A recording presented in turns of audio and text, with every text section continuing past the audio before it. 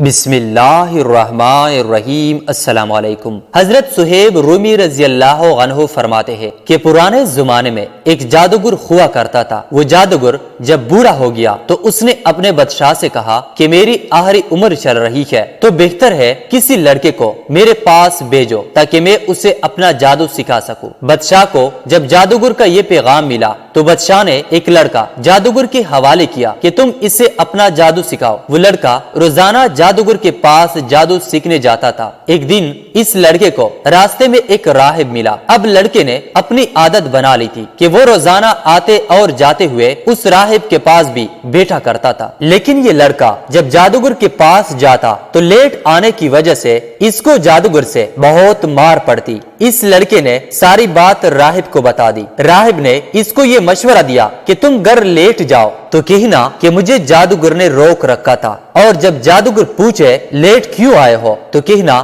گھر والوں کو کچھ کام تھا۔ یہ لڑکا جادو بھی سیکھتا جا رہا تھا اور ساتھ راہب کی باتیں بھی سنتا رہتا تھا۔ ایک دن یہ لڑکا رستے سے گزر رہا تھا کہ ایک باری برکم جانور نے لوگوں کا راستہ روک رکھا تھا۔ لڑکے نے دل میں سوچا کہ آج دیکھتا ہوں کہ جادوگر حق پر ہے یا پھر راہب۔ لڑکے نے ایک پتھر اٹھا کر کہا، اے اللہ، اگر جادوگر کے مقابلے میں راہب کا طریقہ زیادہ بہتر ہے تو اس جانور کو مار دے۔ اللہ کا حکم ہوا تو جانور پتھر لگنے سے مر گیا۔ لڑکے نے راہب کے پاس جا کر سارا کچھ بتا دیا۔ راہب نے کہا کہ میں دیکھ رہا ہوں کہ تیرے آزمائش کے دن شروع ہونے والے ہیں۔ لڑکے نے اللہ کے حکم سے پیدائشی اندھوں کو ٹھیک کرنا شروع کر دیا۔ برس کے مریض لڑکے کی دعا سے شفایاب ہونے لگے۔ لڑکا اللہ کا نام لیتا اور ہر قسم کے بیماریوں کا علاج ہو جاتا۔ ان ساری باتوں کی خبر بادشاہ کے ایک قریب ساتھی کو ہو گئی تو لڑکے نے اس کی آنکھیں بھی ٹھیک کر دی۔ لڑکے نے اس سے کہا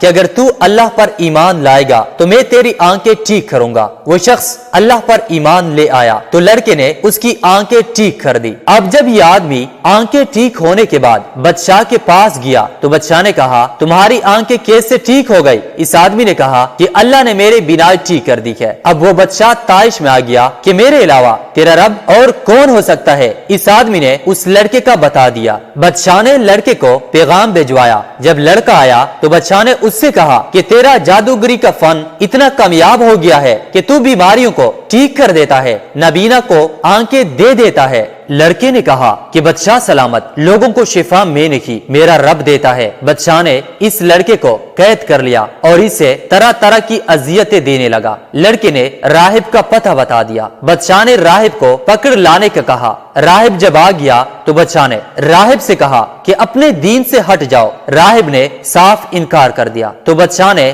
آرا منگوا کر اس راہب کے سر سے پاؤں تک 2 ٹکڑے کروا دیے۔ اب بادشاہ نے آنکھیں ٹھیک ہو جانے والے اپنے خاص بندے کو بلایا اور کہا کہ اپنے رب کو چھوڑ دو۔ اس شخص نے کہا، میں اپنے اللہ کو نہیں چھوڑ سکتا۔ بادشاہ نے اس کو بھی 2 حصوں میں تقسیم کر دیا۔ اب بادشاہ نے اس لڑکے کو مارنے کی بہت کوشش کی، بہت ترکیبیں آزمائی، لیکن وہ لڑکا ہر بار بچ جاتا۔ اس لڑکے نے بادشاہ سے کہا، اگر تم مجھے مارنا چاہتے ہو تو اس کا صرف ایک ہی طریقہ ہے، اور وہ یہ کہ تم لوگوں کا ایک مجمع بلاؤ۔ مجمع میں مجھے ایک درخت کے ساتھ باندھنا اور میرے ترکش سے ایک تیر نکال، اللہ کا نام لے کر وہ تیر مجھے مارنا، میں پھر ہی مر سکتا ہوں۔ بادشاہ نے وہی کچھ کیا جو کچھ اس لڑکے نے بتایا تھا۔ لوگوں کے مجمع کے سامنے جب اللہ کا نام لے کر تیر لڑکے کو مارا گیا تو لڑکا وفات پا گیا۔ اب جب لوگوں نے اللہ کا نام سنا، اس نام کی طاقت دیکھی تو وہاں پورا کا پورا مجمع مسلمانان ہو گیا۔ بادشاہ کے سپاہی